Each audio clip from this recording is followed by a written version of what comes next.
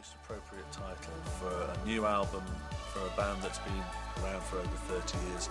I think people will recognise it as an OMD album. I mean, we've decided to go back to our earlier, more electronic roots.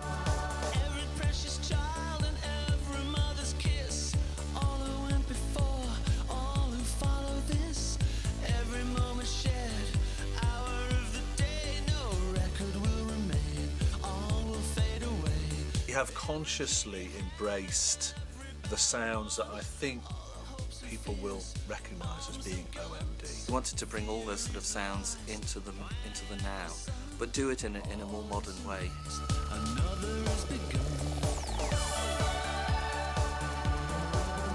Playing a synth that sounds like a digital 90s synth now is out of fashion.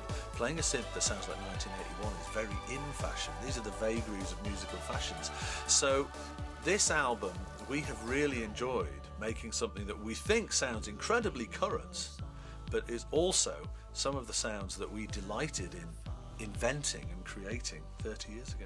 I think we decided to go more purist this time and be a lot more electronic. I mean, there's still some organic elements. I mean, we haven't been very, sort of Kraftwerkian about it or anything. We decided to be, to be free with it, but nevertheless use a lot more of those flavours from the past. But not to sound retro. It was very important for us not to sound like it was an album made in 1980. We don't want to do that. I really like this concept. Actually, one of the interesting things is...